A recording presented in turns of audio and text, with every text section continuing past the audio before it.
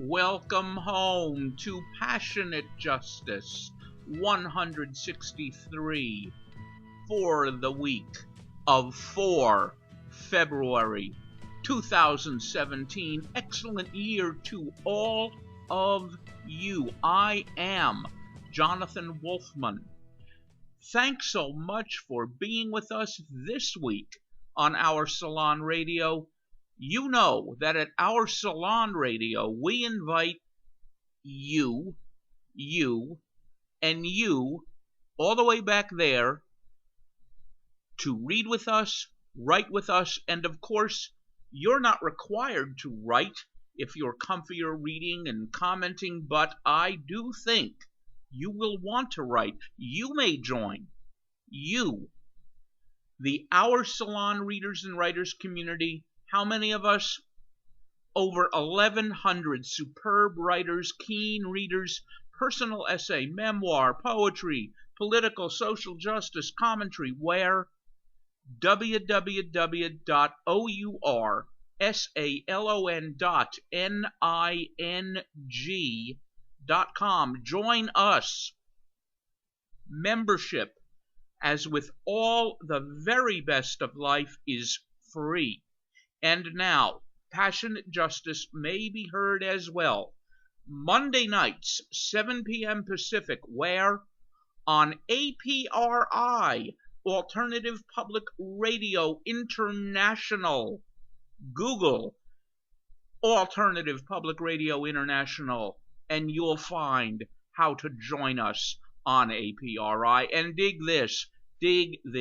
You may hear every one of Our Salon's programs, each of the podcasts. Listen at your leisure. How?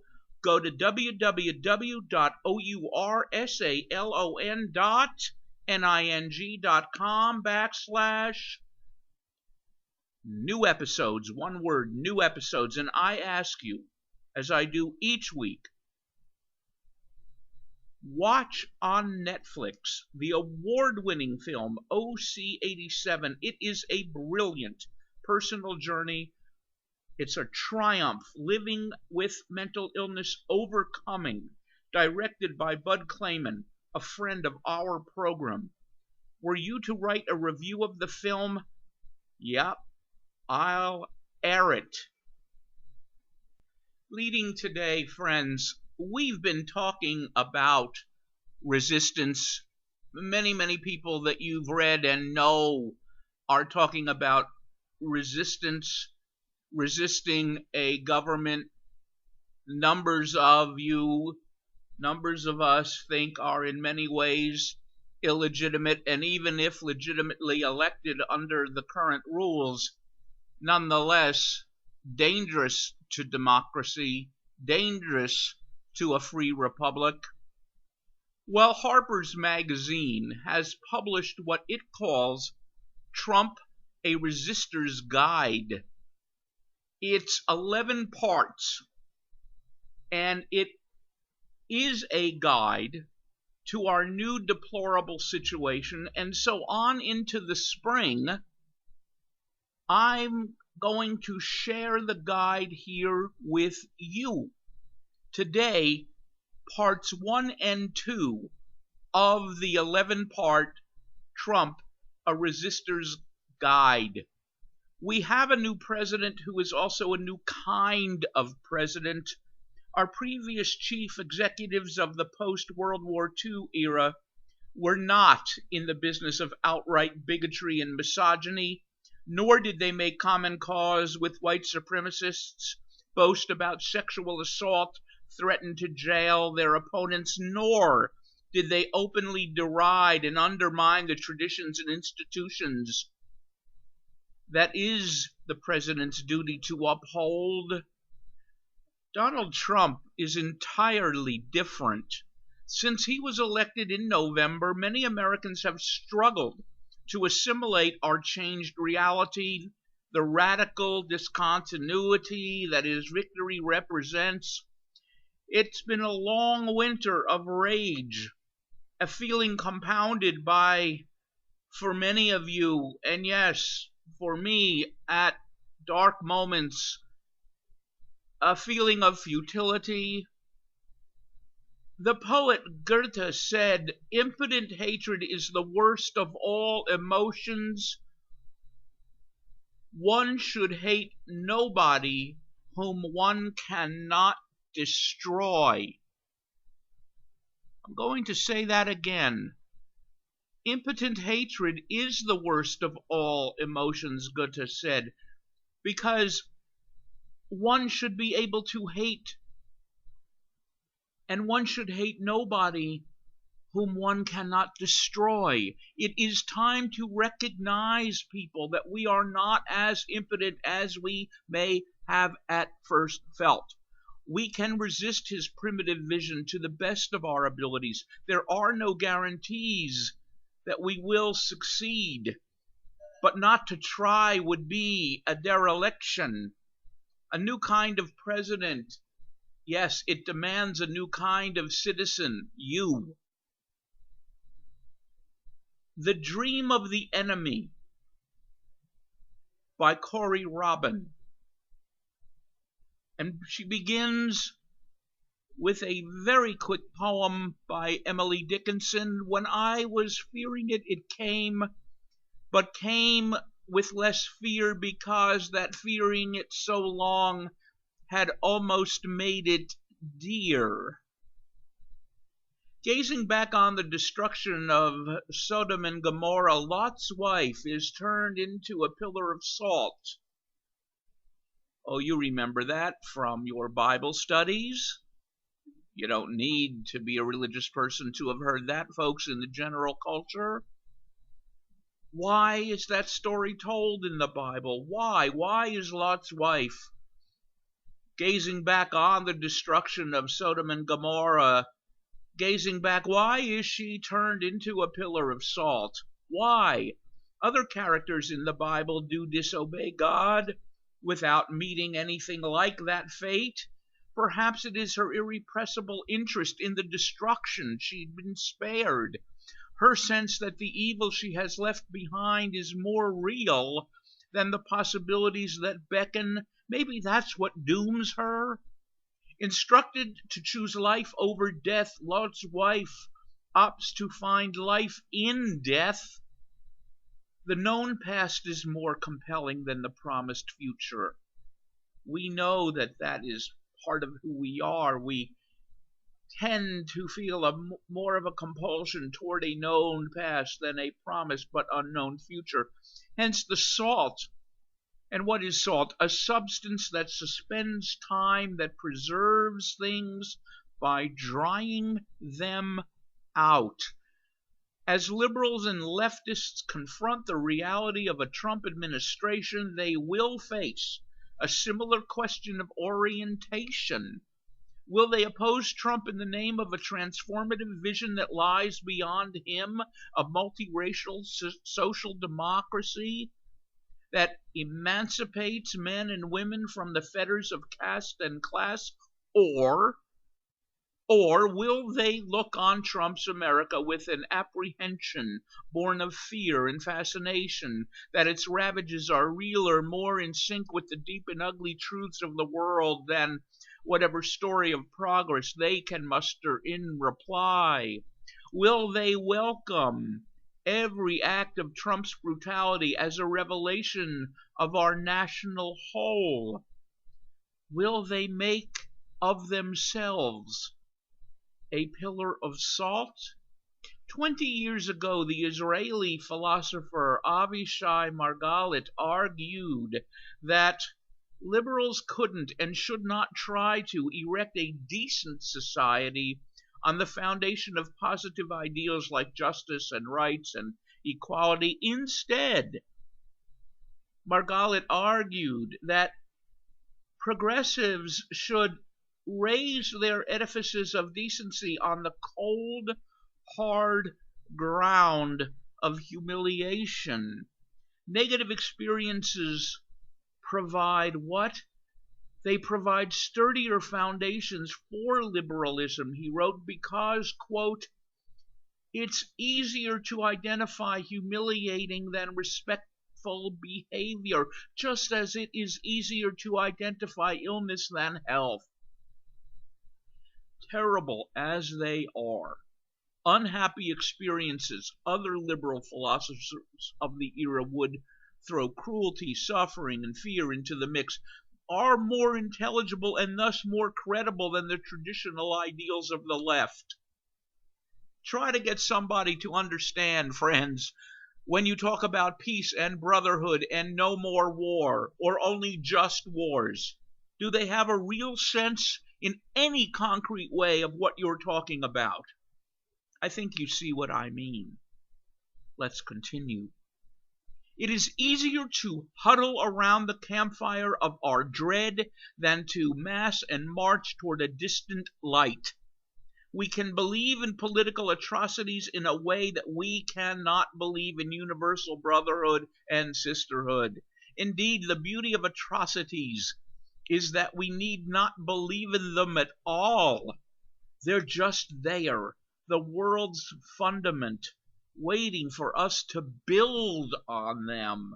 So we have. In the 90s and the 2000s, we assembled elaborate complexes of progressive theory on the killing fields of Rwanda and the Balkans and on the Eurasian plains. More than a decade later, we have forgotten how much the liberal imagination was seized by ethnic cleansing and by genocide. The idea of human universality rests less on hope than on fear, less on optimism about the human capacity for good than on dread of human capacity for evil, less on a vision of man and mankind as a maker of his history than of man, the wolf, toward his own kind. Progressivism has needed evil for some time, at least since when? Well, since the end of the Cold War. While the Obama years saw the occasional reprieve from these demands, the 2008 election, the Occupy movement, the Bernie Sanders campaign were all marked by a sense that politics might be a forward march rather than a rear guard view. The politics of fear has now come home in the form of Mr. Trump. He is our native 9/11. And yet, a liberalism that needs monsters to destroy can never politically engage with its enemies. It can never understand those enemies as political actors, making calculations, taking advantage of opportunities, and responding to constraints. It can never see in those enemies anything other than a black hole of motivation, a cesspool wherein reason goes to die. Hence the refusal of empathy for Trump's supporters.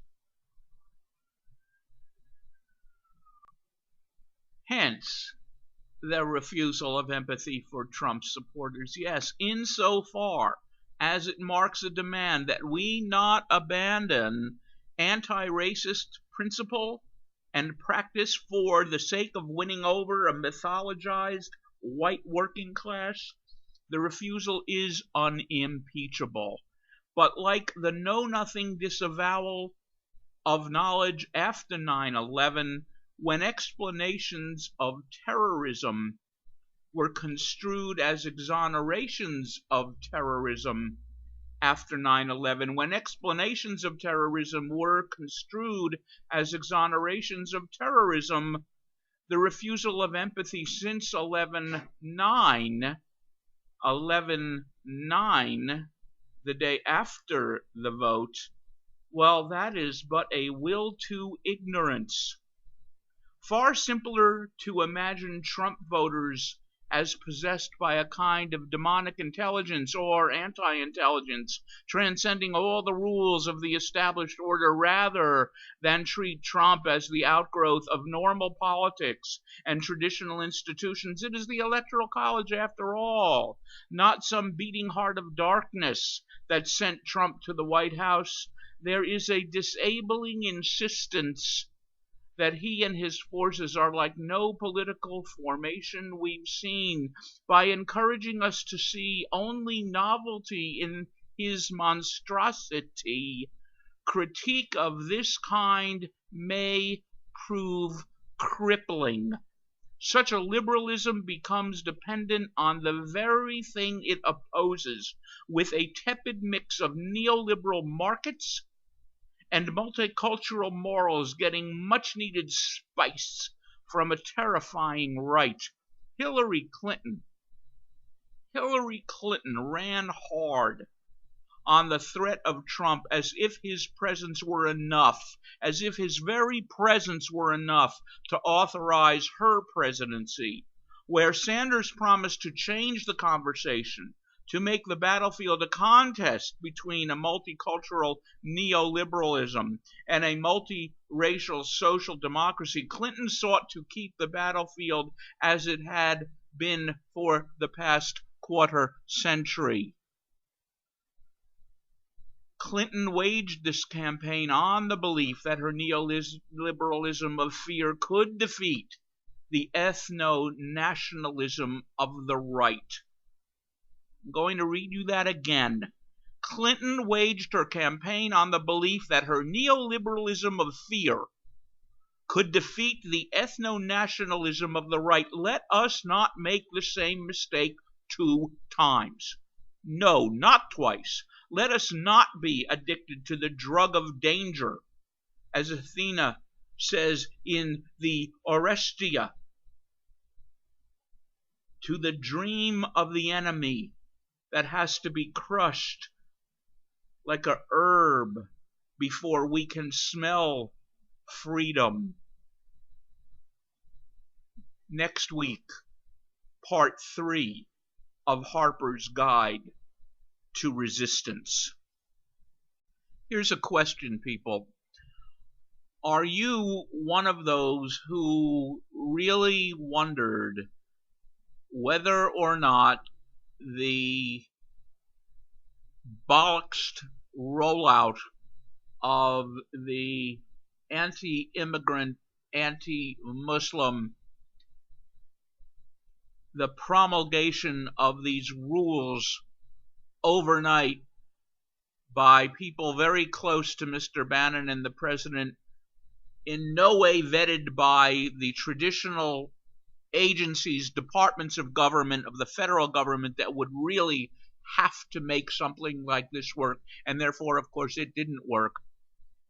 Do you think that was sheer incompetence, or do you think, as many I know think, that this was a trial balloon for a coup d'etat? Well, Jonathan Zunger in Medium has written a number of pieces. Here's one I want you to listen to very, very carefully. This is called Trial Balloon for a Coup, analyzing the news of the past 24 hours. And clearly, Mr. Zunger wrote this just after the past weekend. The theme of this morning's news updates from Washington is additional clarity emerging rather than meaningful changes in the field, but this clarity is enough to give us a sense of what we just saw happen and why it happened the way it did. I'll separate raw news and analysis. First, raw news reports. 1.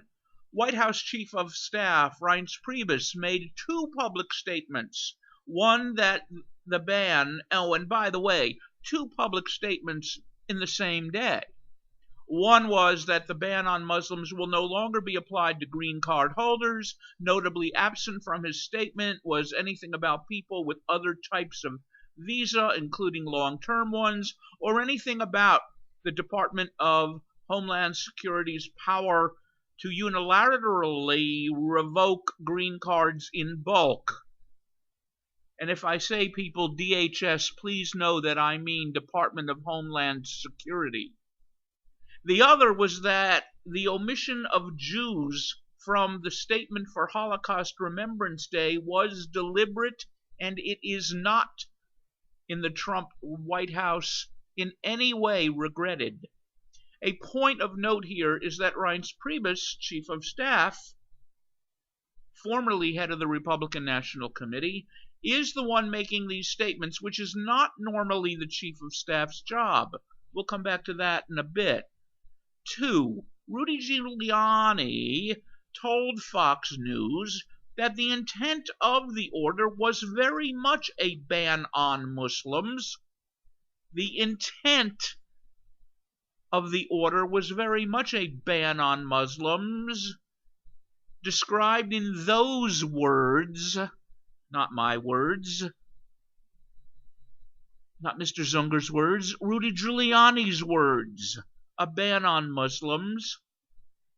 And he was among the people Trump asked how they could find a way to get away with it legally.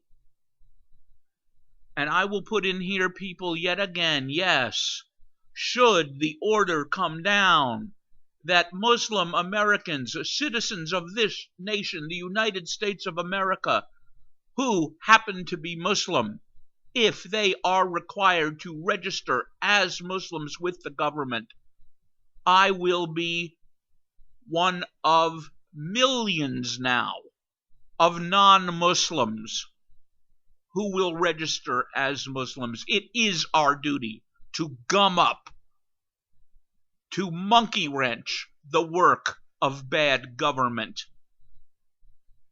So getting back to Mr. Zunger, CNN, he cites third, has a detailed story about the process by which this ban was created and announced. Notable in this is that the Department of Homeland Security's lawyers objected to the order's exclusion of green card holders and also pressed for there to be a grace period so that people currently out of the country would not be stranded.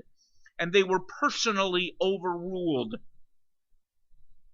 by Stevens, Bannon, and Miller. Also notable is that career DHS staff up to and including the head of Customs and Border Patrol were kept entirely out of the loop until the order was signed by the president. Fourth, the paper The Guardian, and you know how much I respect The Guardian, it's reporting that the mass resignations that you heard about of nearly all senior staff at the State Department that Thursday were not, in fact, resignations, but a purge ordered by the White House. This leaves almost no one in the entire senior staff of the State Department at the moment.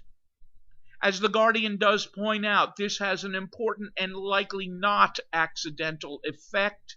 It leaves the State Department entirely unstaffed during these first critical weeks when orders like the Muslim ban, which they would almost certainly normally resist, are coming down.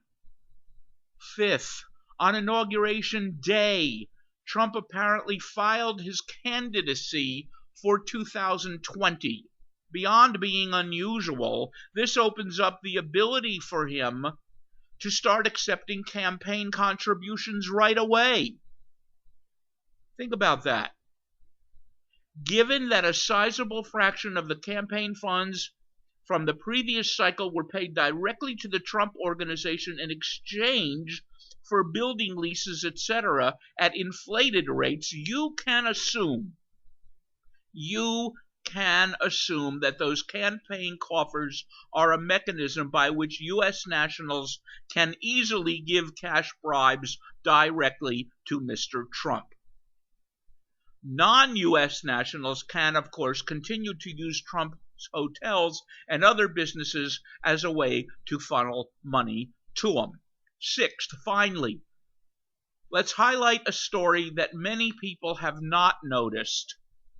On Wednesday of that week, Reuters reported in great detail the great British news service, Reuters. It reported in great detail how 19.5% of Rosneft, that's the Russian state oil company, has been sold to parties unknown.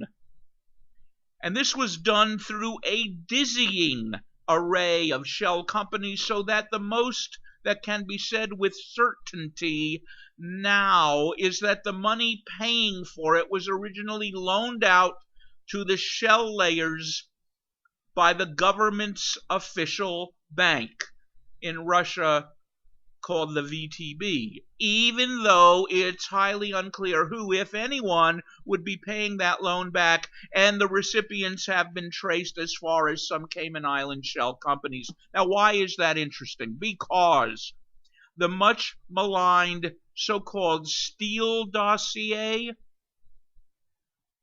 the dossier, the one with the golden showers in it, perhaps used to blackmail Mr. Trump, included the statement that Putin had offered Trump 19% of Rosneft if he became president of the United States and removed Russian sanctions.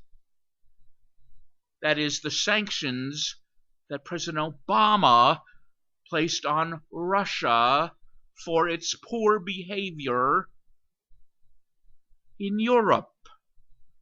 Well, this is not conclusive, but it certainly raises rather interesting questions for investigation. Well, what does it all mean? What are the patterns? Mr. Zunger goes on to say he sees a few key patterns. First, the decision first to block and then to allow green card holders was meant to create chaos and pull out opposition. They never intended to hold it for too long. It wouldn't surprise me, he says, if the goal is to create resistance fatigue, to get Americans to the point where they're more likely to say, just another protest. Don't you guys ever stop? Well, they hope we say that relatively quickly. However, the conspicuous absence of provisions preventing them from executing any of the next steps, such as bulk revocation of visas, including green cards, from nationals of various countries, and then pursuing them using mechanisms being set up for Latinos, highlights that this does not mean any sort of backing down on the part of this new regime. Note also the most frightening escalation was that the Department of Homeland Security made it very clear that they did not feel bound to obey. They did not feel bound to obey any court order.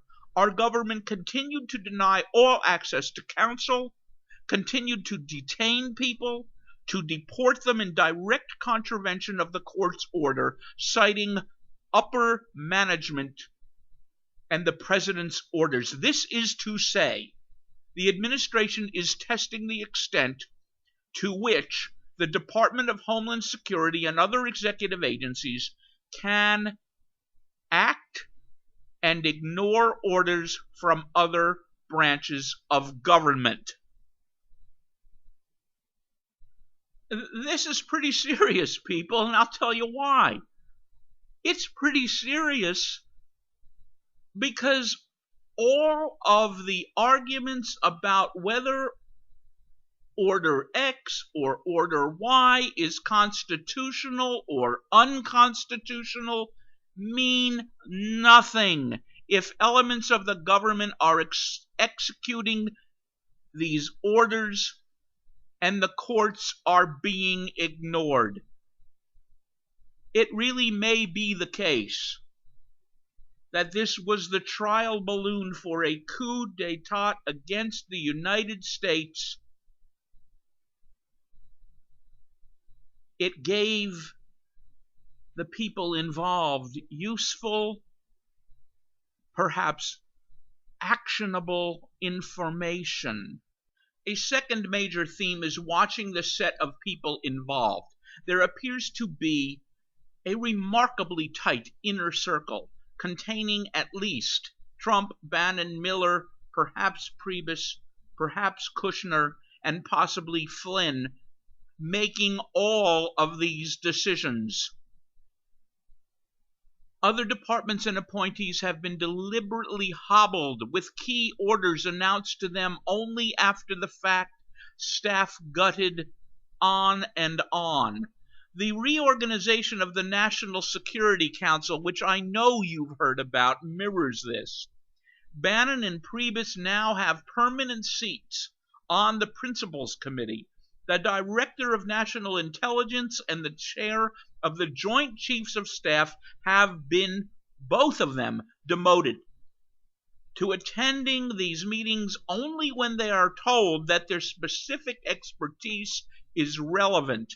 The Secretary of Energy and the United States Representative to the UN were booted off the committee altogether in defiance of the authorizing statute.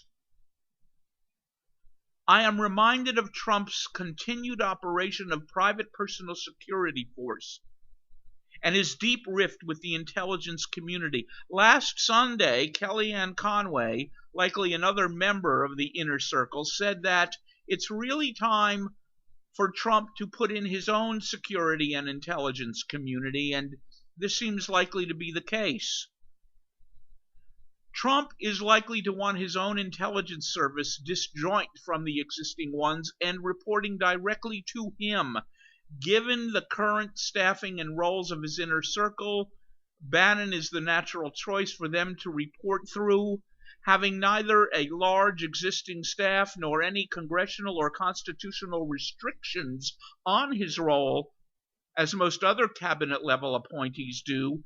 Keith Schiller would continue to run the personal security force, which would take over an increasing fraction of the Secret Service's job, especially if combined with the Department of Homeland Security and the FBI, which appear to have remained loyal to the president throughout the recent transition. This creates the armature of a shadow government. Intelligence and police services which are not accountable through any of the normal means, answerable only to the president. Note, incidentally, when the Department of Homeland Security already, and it has, police authority within 100 miles of any U.S. border, since that includes coastlines, this area includes over 60% of Americans and 11 entire states. They also have a standing force of over 45,000 officers and just received authorization to hire 15,000 more. And the third theme, oh, you guessed it, is money.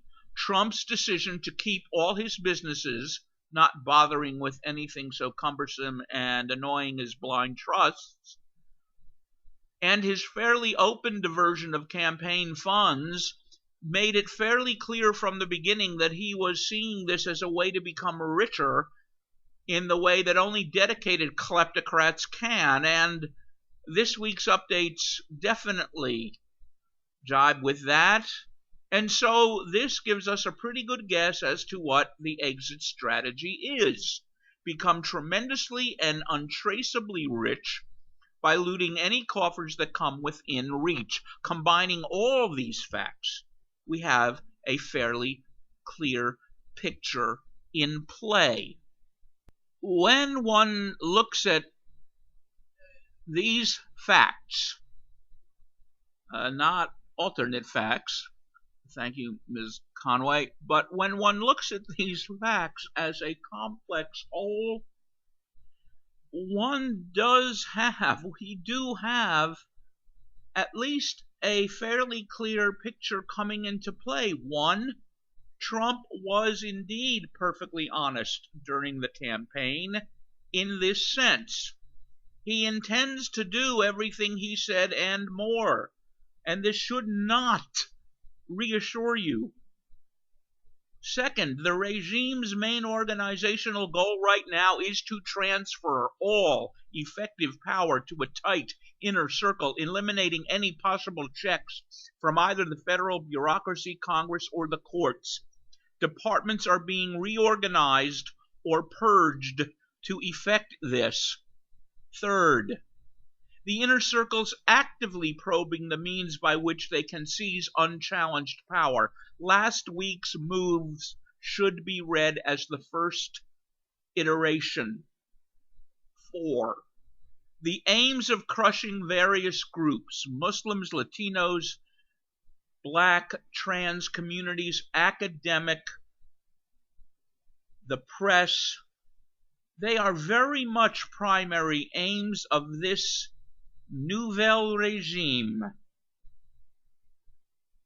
How's that for my high school French?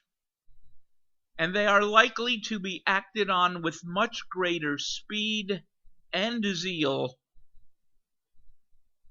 than had been earlier suspected. And let me, John Wolfman, ask you this. If you are so sure that it was far too early for there to be a trial coup last week, has it not occurred to you that Mr. Trump, Mr. Bannon, and the far right are not really epitomes of patience? Now, in a win for employees, good news from my hometown, Philadelphia. Good news for employees and good news for women. This was sent to me by a friend from elementary and high school days, an attorney, wonderful progressive mind, wonderful man, lives in Atlanta now and has for quite a time. But he shared this about our mutual hometown, Philadelphia. The city of Philadelphia amended its fair practice ordinance on January 23rd, just last week, to prohibit employers from inquiring about an applicant's wage history during the hiring process. Not just in an interview, but throughout the hiring process. The law is the first of its kind adopted by a city in the United States, and it will take effect this coming May. The ordinance is based upon the Philadelphia City Council's belief that in Pennsylvania, women are paid 79 cents for every dollar a man makes. Based on these and other beliefs, which of course in that case is a fact, sorry Kellyanne again, determined by the council, the ordinance is designed to narrow the gender wage gap. And to that end, the ordinance creates several new unlawful employment practices, including 1. Employers may not inquire about or require disclosure of a prospective employee's wage history. 2nd, the employer cannot condition your employment or consideration for an interview on disclosure of wage history. The employer may not rely on wage history at any stage in the employment process to determine wages for the new hire. And 4th, retaliating against a prospective employee for failing to comply with a wage history inquiry is in itself illegal. No applicant may be punished in any manner for not complying with questions about her wage history. And that, of course, goes for men too, but you can see people how it will help women. The ordinance also requires employers to post notices referencing the new requirements at places of work, and these notices will be available from the Philadelphia Human Rights Commission and the Commission on Human Relations. Ordinance does allow employees to rely on wage information knowingly and willingly disclosed by the prospective employee, but again, the prospective employer may not ask. Now, why is that distinction important? Well, let's say I'm a young woman and I know what I've made, and I know that I want 10, 12, 14% higher in my new position. It may, in fact, help me for me to bring up what my salary, what my wages were. But the employer, the prospective employer, is not allowed to initiate that conversation. And here's the bottom line. Philadelphia employers must review hiring procedures and protocols, including job applications, to remove any reference to a candidate's prior salary or wages. And in addition to obtaining the new posting when it becomes available before May, employers will train human resources personnel, internal recruiters, and hiring managers thoroughly about these new unlawful practices. Will it go swimmingly? You know it won't. Will it make a good difference? Yes, it will. This, people, is a very good step toward what you and I want: justice and equality. Now, once before in the 3.5-year run of Passionate Justice, I have shared with you an essay from my own sister, Dina Baker. I think at that time she was living outside Philadelphia. Now she is not. I don't think she wants me to give you her address, so I will not. I also want to survive to be able to produce and deliver another program. But at that time, she offered a piece on the June 2015 court rulings on health care and marriage equality. Here is her take on a more recent event, one that I shared with you. My closest loved one, who is a woman, also we shared her reaction to a couple weeks back. My sister writes, there is a Hebrew phrase, l'dor v'dor, from generation to generation. In my life, this manifests as a legacy of responsibility for how we act and take our place as activists in this world we have inherited. This legacy is deep within us, passed on through example, through experience, even through name. My story spans about 25 years. It's a generational story. When the United States entered the first Iraq War in August 1990, I was pregnant with my younger child. Like many pregnant women, I had frightening dreams in which I was powerless to protect my children from harm.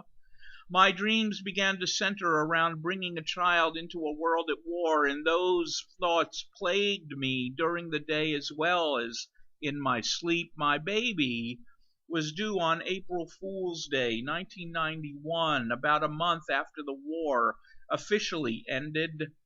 The spirit of that due date apparently took hold in vitro. The fetus turned breech and then turned back during those final weeks, and I awoke at about 5 a.m. on April 1 in what proved, after 2 hours, to be a false labor. But at 5 the next morning, the jig was up and real labor set in. Life quickly became about rousing my aunt to come over and watch our 3.5-year-old daughter and getting to the hospital. The most I noticed about the world around me was that spring weather had finally set in. Our son arrived that morning, and at that moment we saw only brightness. We named him Isaac James. Isaac, for my grandfather, Isidore, means laughter, an apt name for a boy who was playing April Fool's pranks even before he slid into the world. James carries on a naming tradition in my husband's family and derives from the Hebrew Yaakov, or Jacob, the son of Isaac and the progenitor of the tribes of Israel, the future of the people. Not too much of a name to be saddled with, keeping the future going with good humor.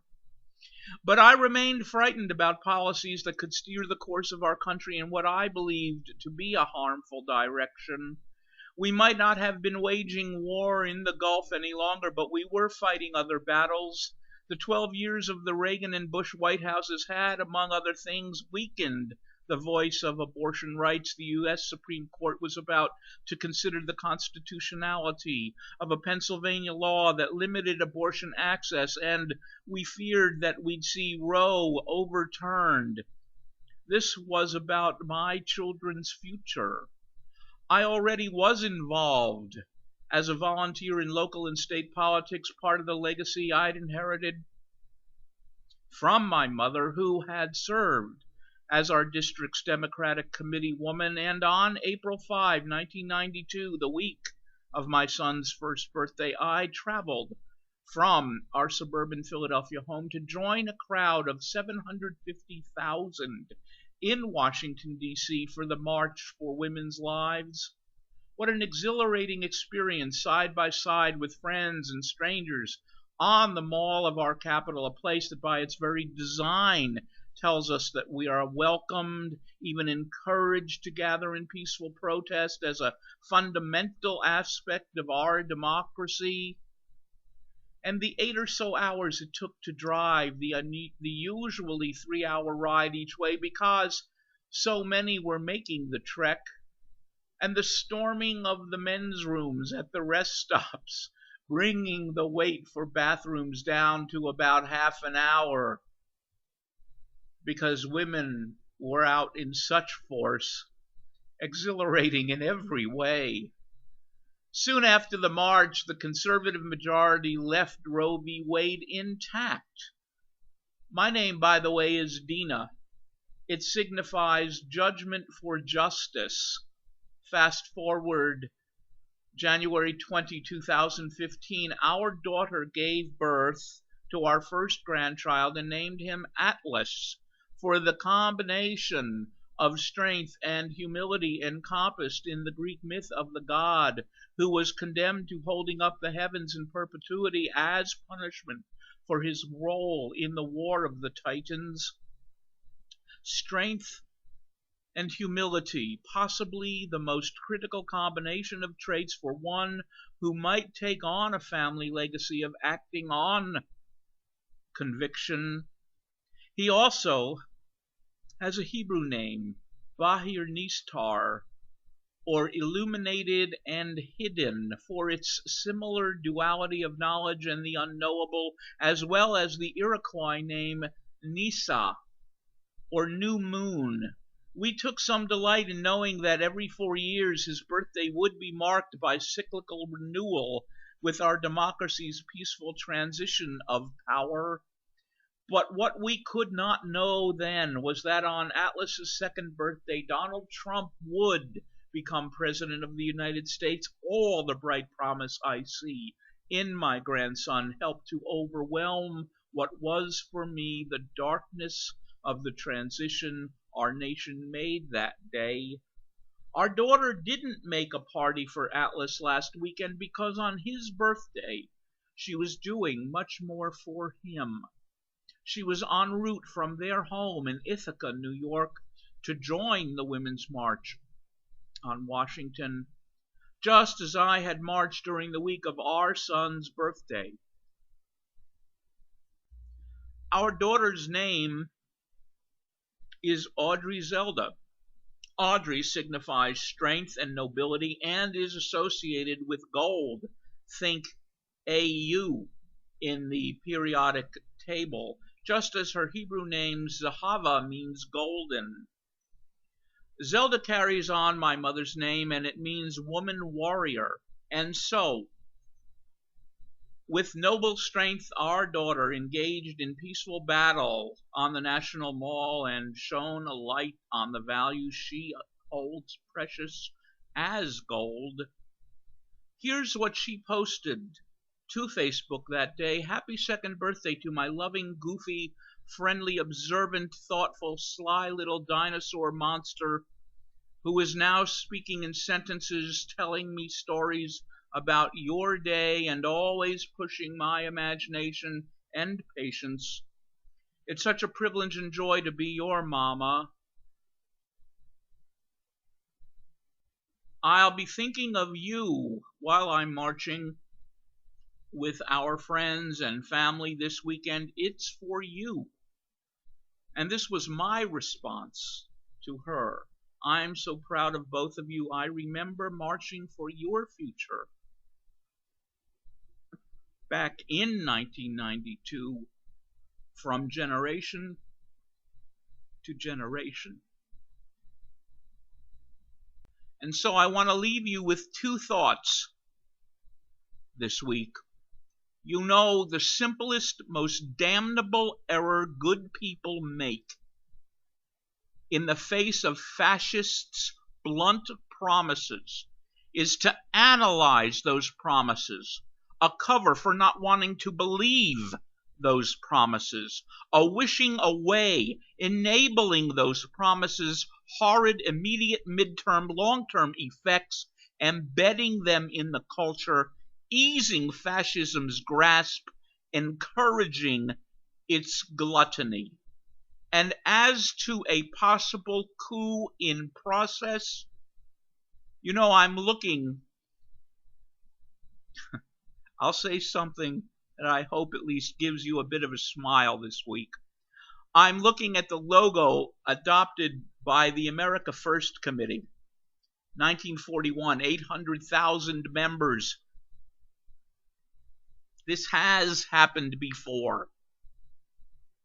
Do you not imagine that we are in the midst of a trial, an unfolding attempted coup d'etat? If you are so sure that it was far too early for a trial coup to have been sprung over that weekend, from which strategic and tactical lessons might be learned, have you not considered that Mr. Trump, Mr. Bannon, and the American far right, 3 full generations, hanging exquisitely painful fire since Messrs. Lindbergh, Stewart, and Wood founded and then were forced to abandon the first America First movement in goose-step thrall to the then European fascism, finally,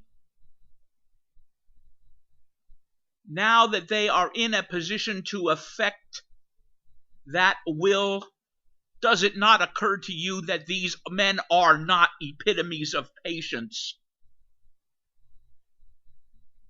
And again, before you decide that those of us asking these questions are thoughtless hysterics, ask yourself, what if we're correct?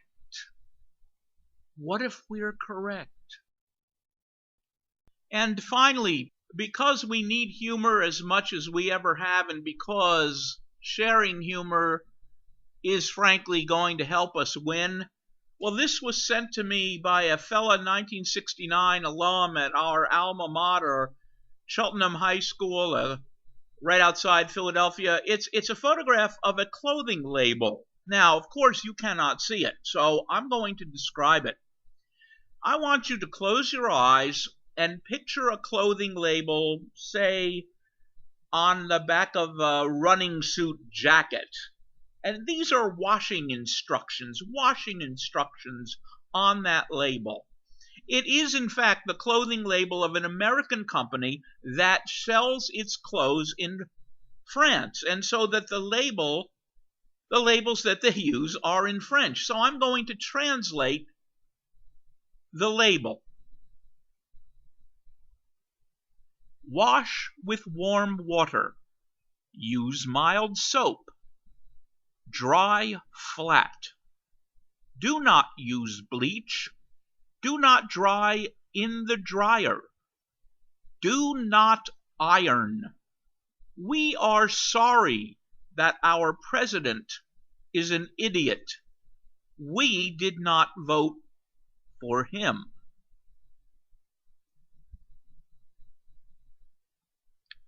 That's the label. Curse me if I'm lying. We do have such a big job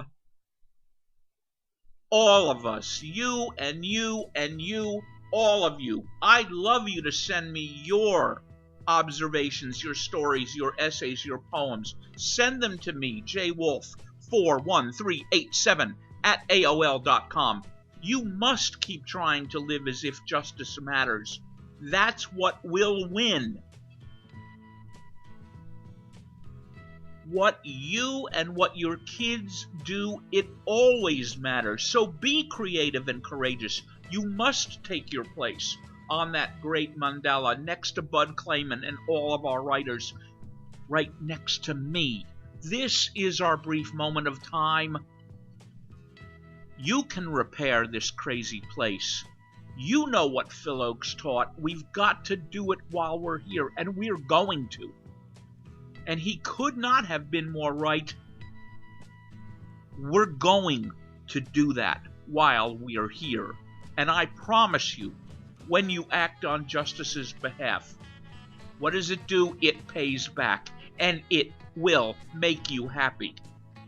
I remind you, as I ask you to join us again next week, you can hear all of our salon's programs at your leisure, where www.oursalon.ning.com/new episodes.